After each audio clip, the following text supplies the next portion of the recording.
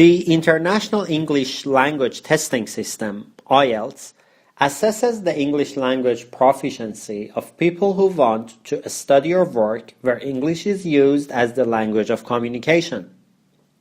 It provides a fair, accurate, and relevant assessment of language skills based on well-established standards and covers the full range of proficiency levels from non-user to expert user. There are two versions of IELTS. Test takers can choose either IELTS Academic or IELTS General Training. Both versions of the test consist of 4 separate components assessing the 4 language skills: listening, reading, writing, and speaking. IELTS results are reported on a 9-band scale designed to be simple and easy to understand. This scale has remained consistent and has acquired currency around the world over the past 3 decades. IELTS is the world's most popular high-stakes English language test, with over 2 million tests taken in the last 12 months. Over 8,000 organizations in over 130 countries recognize and use IELTS for selection purposes. IELTS is offered at over 900 test locations worldwide. Test questions are developed by testing specialists in Australia, Canada, New Zealand, the United Kingdom, and the United States of America. Test questions are based on authentic materials sourced from all over the world. As I explained before, test takers can choose between IELTS Academic and General Training. Depending on their academic or professional aspirations or visa requirements. The distinction with IELTS Academic lies in the subject matter and tasks of the reading and writing components. The listening and speaking components are the same. In listening, which takes 30 minutes, test takers listen to 4 recorded texts, monologues, and conversations by a range of native speakers, and write their answers to a series of questions.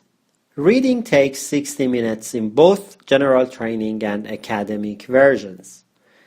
The academic version includes 3 long texts which range from the descriptive and factual to the discursive and analytical. The texts are authentic and are taken from books, journals, magazines, and newspapers, all of which have been selected for a non-specialist audience. The general training version requires test takers to read extracts from newspapers, advertisements, instruction manuals, and books. There are materials test takers could encounter on a daily basis in an English-speaking country. Writing is 60 minutes too. The academic version includes 2 tasks. Topics are of general interest to, suitable for, and easily understood by test takers entering undergraduate or postgraduate studies or seeking professional registration. In Academic Task 1, test takers are presented with a graph, table, chart, or diagram, and are asked to describe, summarize, or explain the information in their own words. They may be asked to describe and explain data, describe the stages of a process, how something works, or describe an object or event. In Task 2, test takers are asked to write an essay in response to a point of view, argument, or problem. Responses to both tasks must be written in a formal style. The general training version also includes 2 tasks and is based on topics of general interest. In Task 1, test takers are presented with a situation and are asked to write a letter requesting information and explaining the situation. The letter may be personal, semi-formal, or formal in style. In Task 2, test takers are asked to write an essay in response to a point of view, argument, or problem.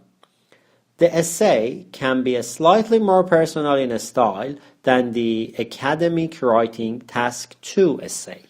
And finally, speaking takes between 11 to 14 minutes.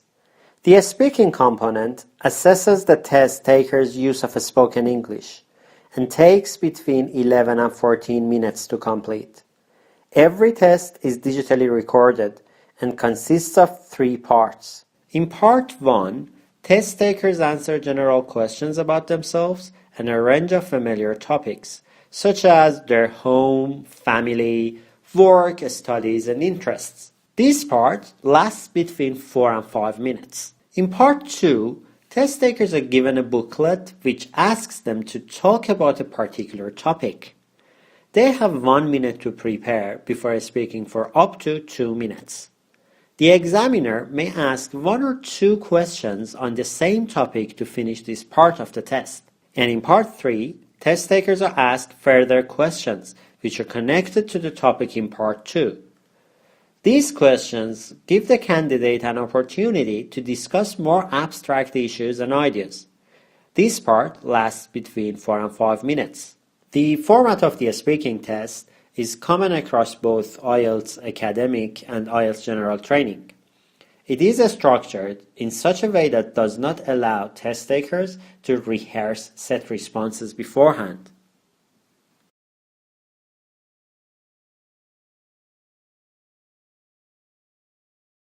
Would you like to tell me about your hometown? Yes! Woo! Thanks, Internet. Porto, the country's second largest city, is in itself full of interest, but the district it heads, though largely industrialized, offers the visitor plenty to see. Along the coast, holidays resort like the cosmopolitan beach of Espinho, splendid seafood or traditional fishing towns, quaint charm of Amarante with 17th century mansions, famous for a kind of sweet egg pastries called bellies of angels. Thank you. What is the most interesting building in your hometown? The church? The old church?